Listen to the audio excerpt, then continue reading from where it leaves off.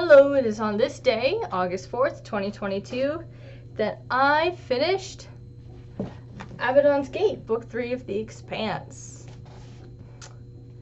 This one is kind of interesting, and I have a bunch of expectations that...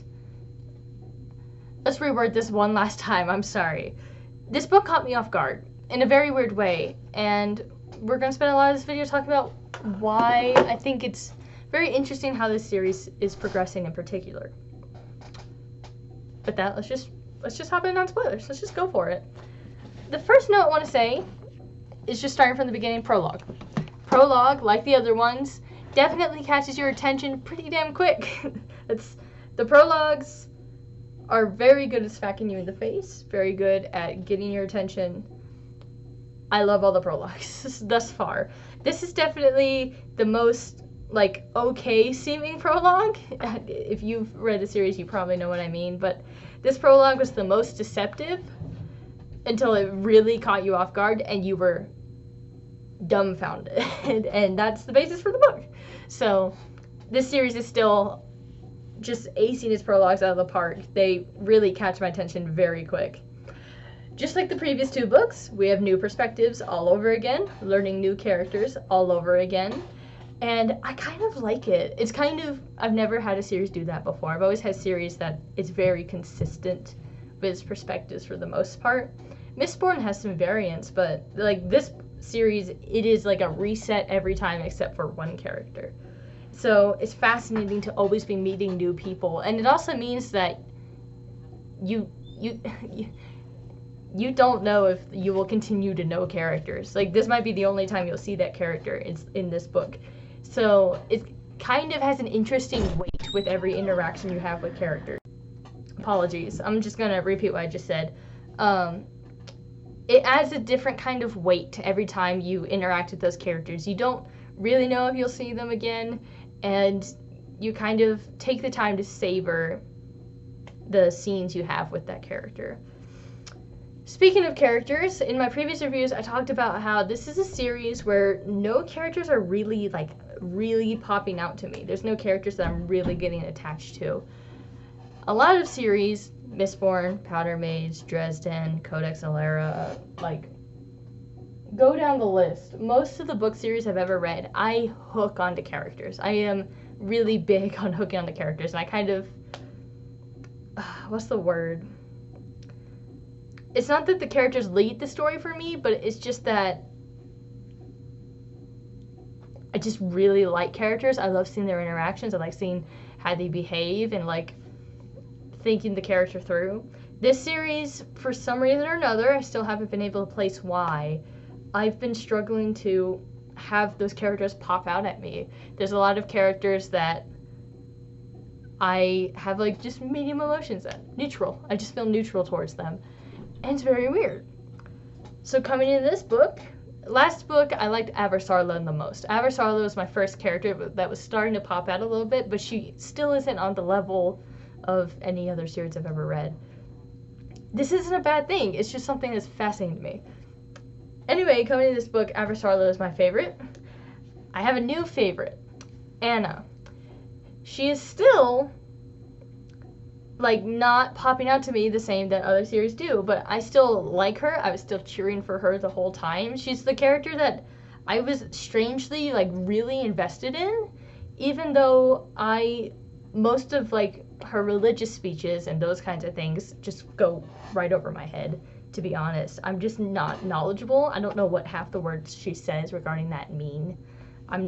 Don't get it. But her character development is fascinating, and seeing her belief just come through is I don't know. It's very interesting, and she kind of was a curveball in this story in a very weird way. She's maybe one of the biggest unexpected factors in the plot. So she just stood out to me. I really like Anna.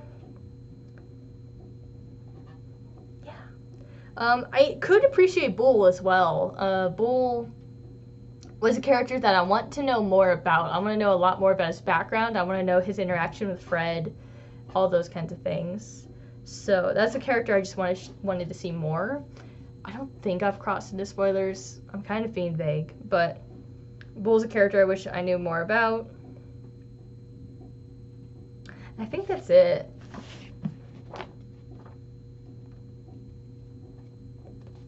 Yeah. And also Sam. I started to really grow on Sam in this book. Sam in the past was like a flyby character. In this book, this was the time that I could actually start to get Sam and what she actually does and all that. So she grew on me a bit as well. But again, none of those really stand out. Some of them had the potential to, but they didn't. There's another character I want to talk about, but that is a spoiler, so we will not mention them yet. But we will soon. Other comments about this book. First of all, we have our first, like, direct queer character. We mentioned that Admiral Southers was, like, male-loving male, I guess. I think so. We heard that before, but we never actually met him directly, other than, like, over calls and stuff. This is the book where we officially have our first queer character as a main character. So that's fantastic. It's very nice to see. And the first scene we have with that character and her lover is just well done. It's like, sometimes it's hard to find a scene that's done the exact same as it would be if it was a straight couple. It was literally done the exact same way, just with the words different, and I just really appreciated it, and it's also really heartwarming. None of this is spoilers, because this is what you hear, like, in the first few chapters when you meet this character, but they even went as far as to, like, imply that they did the surgery where they take the egg from one mother and they put it in the other mother, and that mother actually births the egg, so that it's actually kind of a combination between the two of them. I really like that they included that, and that's something I've never seen an author do before. I'm sure others have, it's just something I haven't seen. I just really appreciate it. It was very straightforward. It didn't actually explain that process, it just implied it in one sentence. So if you knew what it was, you knew what it was. If you didn't know what it was, then all you really gathered was their kid looks like both of them. But yeah, it made me so happy. So I just want to mention that. That's one of the reasons why I was so excited about this series, was people told me that they were queer characters. And I was like, so really nice to see it come through, and it was well done. So I'm very happy about that. Moving on, in general comment. The plot of this story in, like, the last third was insane. And when I say insane, I mean, like, it loved to twist. There were times that it was twisting, like, twice in the same chapter. There were times where it's like, okay, you think that this, and this, and this is the next sequence of events, and then all four of those events get thrown in the trash, and you get brand new events, and then you get brand new events over those again, and you just don't know what's going to happen next, because each side of the conflict is adapting, and you actually see the conflict adapting throughout the plot. And so, unlike having, like, a very straightforward plot where it's like, this is the enemy, we need to do this to stop them, it's like the enemy was adapting, the characters were adapting, enemy was adapting, characters were adapting, and it was just constantly changing what was going on. So the last third of this book was very interesting. And another comment I will say is these authors were not afraid to be sudden with their violence. And that's something I commented about the first book, and something that I very much appreciate about the first book. Random character killed when you never saw it coming, because everything was perfectly fine and then it just happened. We had something kind of like that, more suspenseful, but also, I say more suspenseful as in you kind of know there's suspense already happening, but it still has that sudden impact, and it's still, you feel it as a reader. So that's also great. The bad news, and this isn't bad news, because I really appreciate this book, just like the other two. The thing about this series I've noticed is that every single book so far has been so different from the other books that I can't really rank them well, because the other books are different. Book 2 was its own beast. Book 1 was like this very unique political combat story. And it's very weird how all these things are developing, and I can't accurately compare the books, but if I had to, I would say that I did like 1 and 2 more than book 3. But that's just because of how different they are. Book 3 is a great story. I love a lot of the things we learn in this. There's some insane things we learned in this that I'm fascinated to learn more about. But at the same time, book 2 had Abertorla and all kinds of other factors. I could go on a whole rant about book 2. And then book 1 also had that first exploration into this world. That first, like, a lot of the panic plot, you deal with the original conflict, which that alone is, like, fascinating. This book, it's, again, already so different from the last 2 that it's like, whoa. And this is the book that I think is starting to dip its toes into what a lot of the scary stuff happening the rest of the series is going to be. Dipping its toes. I'm sure this will expand even more, but this book really shows catastrophe on another level, just to be very blunt about it. And that I really appreciate about this book. Like, the entirety of this book, it's hard to take in as a reader how large scale this is. At least it is for me. But this book makes it a decent way to trying to get me to understand just how bad the stuff that happens in this was. So, some stuff hit hard, some stuff hit fast. It was fantastic. It was great. I read it pretty fast. I read 10 chapters at a time pretty much until the end. So, yeah, it was great. Very fascinating. It was a kind of plot that led you on, because you're jumping between all these different places, and then it all fell together in a very weird way. So, I thought it was very fascinating, and I am very much excited to continue the series. Spoilers. This is your time to leave. This is your time to leave. Where to even start? I have no idea. Let's start with my other character that is now growing on me, Miller. The new Miller. Not the old Miller, the new Miller. This book did that thing. It did the thing where you end the last book at one point, and then this book is like a year later after the last book. But they did explain what Miller's been doing. He just randomly starts appearing. He evaporates in a puff of gnats. Blue gnats. The color matters. Later on when we see the blue sphere, I'm like, it's blue.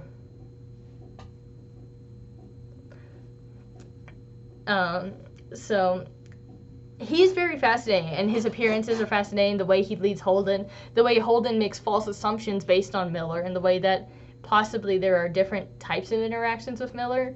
Very complicated, very layered, but also very enjoyable. And I especially like the way he sounds broken, and then the way it all fits together when they're in the sphere itself. Especially, check your doors and corners, doors and corners, doors and corners. It repeats that like 8 times throughout the story. And I just like how it all came together when they were walking in the sphere. He was like, keep telling you to check your doors and corners because blah, and then it all fell together. In a way, it still hasn't completely fell together, but I feel it was just done very well, and I feel we're going to have a lot more of that kind of ominous story coming in. Let's just talk about the characters that died for a minute, and also just like the catastrophes themselves. UN ship blew up. Who knows how many people that killed? I don't know how many people were on that ship, but UN ship blew up. That's a pretty big deal. Really big deal. There was the big gravity catastrophe where everything just got anti-inertia in the slow zone. And that, hurt everybody. I was very shocked when all of a sudden she was in the corridor and there were just dead people floating around, and I was like, is there air? Because they're talking about like people looking blue, but it was, I guess, the way gravity just like people died a lot of different ways in that moment. So all of those scenes where it's like so many people are hurt, so many people are injured, and just like how hard it is to take in how many people on how many ships were injured in that moment, and also take in how big the ship that the behemoth is. Like, it's a big thing, and so all those characters got really hurt. The entire time we don't know if people on the Rossentane are okay. Until the mech fight, and that entire sequence, it's like, okay, Naomi's here, she's being killed, is Anna gonna arrive in time? That entire sequence, you're like, will Anna arrive in time? Is the rest of the crew okay? What does it mean? That was all fascinating, and Anna did arrive in time, but it wasn't enough, and that caught me off guard. I thought just the taser would be enough, but then the sequence kept going. There's a panic moment, but because she used, I believe, I might have misunderstood this scene, but because she used the implants, she got knocked out. But that's another thing. You wonder if Anna's gonna like break her rule, and then she never does. And I think that's part of why I respect Anna as a character so much. She really sticks with her belief throughout, which, you know, if you're gonna have a character like Anna, have them stick to their belief. That's kind of the whole idea of the character. So again, I really appreciate Anna and her role in this story, especially with Clarissa, but also with other conflicts, and how she always is teaching people pretty much all the time, but also exactly as her wife said, you are the person who just ignores rules. Or hold on, let's get the exact quote.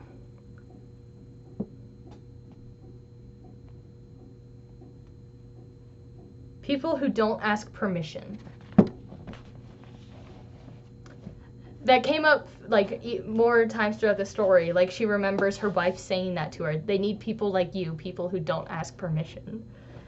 And you see that with her character, and I just love how it all comes together. It's really great. She's the character that I love the most right now, for sure. But as I said before, Bull. Let's get a Bull. As soon as Bull's spine was broken, you had an idea that he was not gonna fall through it, but it's fascinating to see how he fought through it, and it's fascinating to think what he was deciding, what he was going through, what impact would he have, and what would we learn about him in the time he had left on page. I think there's so much background that character has that we are missing. Like, I can't fathom like how much we don't know about him. He talked about like having a very terrible time where he just didn't do anything, and Fred was like paying him and all that, and Fred pulled him out of that, and it's kind of fascinating. I want to know more about his interaction with Fred especially, but also why there's so much trust there. Not just his interaction with Fred, but what makes Bull so good at what he does. I thought it was fascinating. And he's also kind of like Amos. I'm sorry if I'm pronouncing any of these characters' names wrong. He's kind of like Amos, in that they kind of share the same mentality. They're kind of that very direct mentality. There's that line where Bull implies spacing people without saying it, and Amos is immediately like, I get what you mean. You can tell they kind of have that similar kind of logic, but they're still very different. And in the end, you can't really draw a solid line between them, but you can kind of understand Bull better by thinking about it from like Amos's perspective, and then thinking about it from Anna's perspective, and then thinking about it from the jerk guy's perspective. I already forgot his name. What's his name?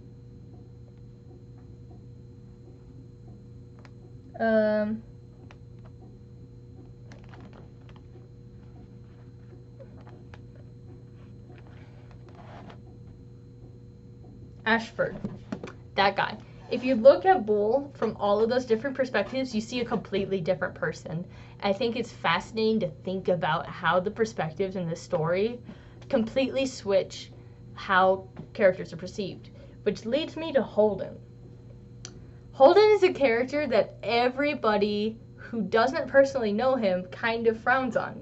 He's a character that people have a bad impression of because of his actions, because of his beliefs, and because of his flaw that he kind of takes action by being too straightforward, by being too upfront about things.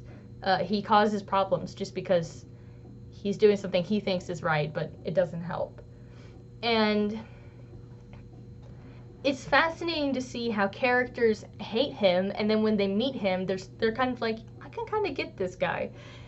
That's fascinating to me. Bull is an example of one of the characters that did that. He was like pretty much frowned on Holden. He thought Holden was stupid and idiotic and all those kinds of things. And then when Holden actually arrived, he's like, I can kind of see him being charismatic, kind of like Fred is. And then it kind of built, and I feel like Holden kind of had earned some kind of respect from Bull throughout the story. So it's very interesting. Very fascinating.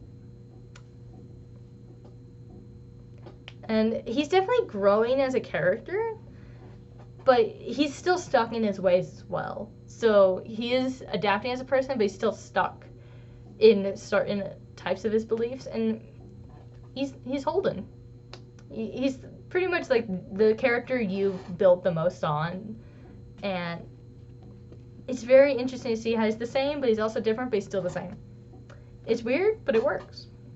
Other characters. Clarissa's redemption. You know what this book did? It challenged my beliefs for a little bit. I didn't know what I would have thought if I was in this situation. I mean, would you believe in Clarissa having a trial? And also Ashford. I mean, the mutiny thing, that would be a very complicated situation. Like, even if you were in a military standpoint, that's a very complicated situation. And I bet the politics that come from the end of this book are going to take a long time to resolve. So, yeah, and it's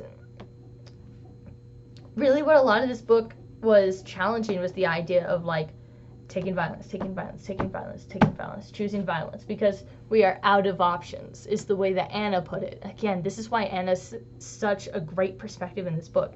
She's the person that challenges that notion. And Holden, Miller, and Anna, I believe Holden, are the characters that also bring up the fact that the humans have always been responding to the aliens with violence. And they didn't even take a second to think. They didn't take a second to be like, think, hey, maybe there's another perspective out there. No empathy in the human perspective when it came to regarding the protomolecule or what this ring was or anything. The immediate assumption every time was to attack, to have violence, because people don't know what's happening, and fear leads to all kinds of things.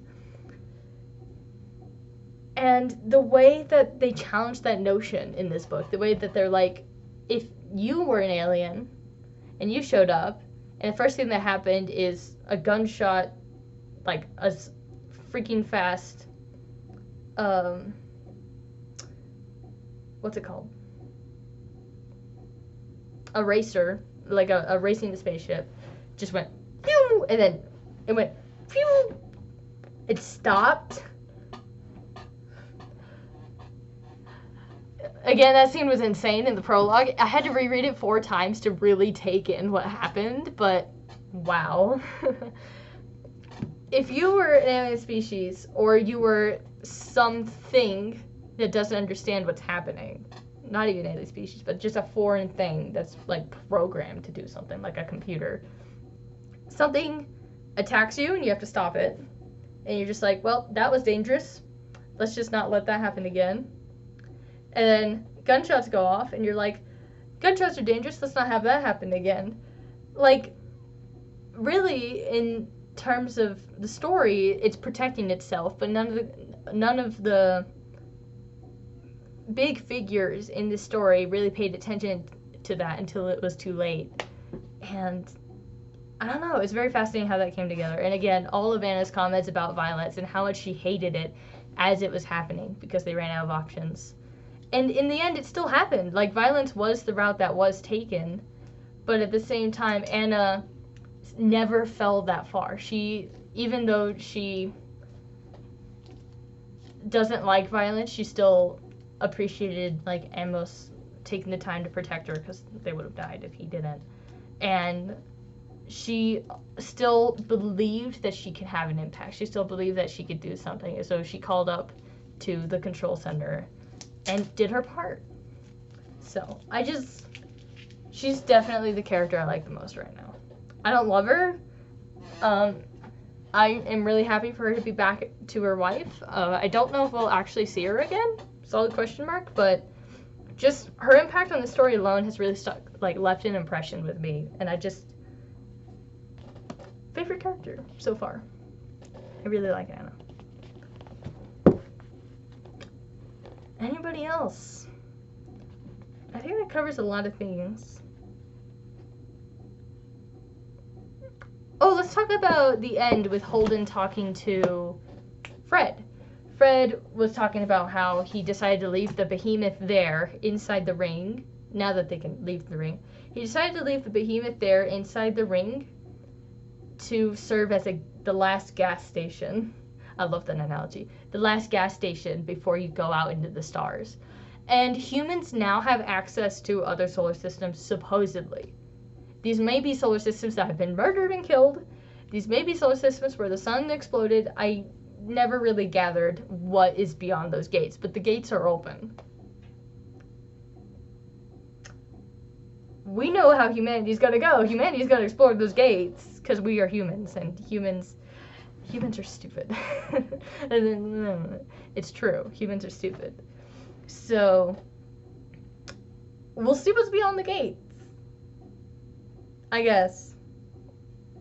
But Fred now has a power position in that he is the support to the other groups that are going to explore. So it's a question of who will explore. And one of the comments made at the end is like a side comment, is that Aversarla put a certain official inside the UN politics, and Anna had no idea who the UN politics people was. And so I feel like there's some politics on its way. Very interesting.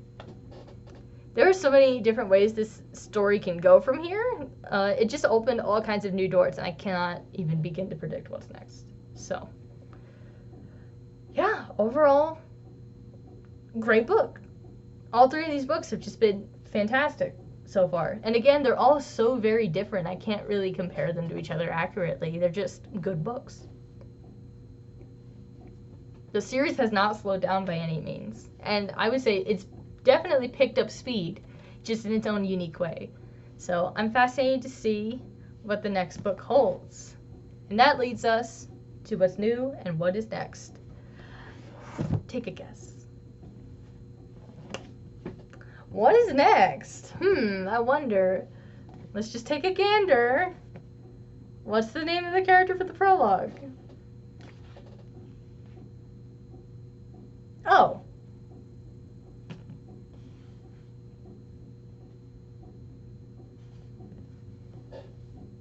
Our first repeat character. Interesting. And how long is this one? This one is longer by like almost 100 words. Or 100, not 100 words, 100 pages. Interesting. Interesting. So this is the book I'm reading next. It is book 4 of The Expanse. And after book 4 is when I'm officially taking my break. Taking a gander at Warbreaker, the standalone that I need to read before I start Stormlight. And we will definitely be looking into Stormlight soon. Maybe in the middle of The Expanse, maybe not, depends. But Warbreaker is my break book. Get it? My breaker book. And then we will be back into The Expanse.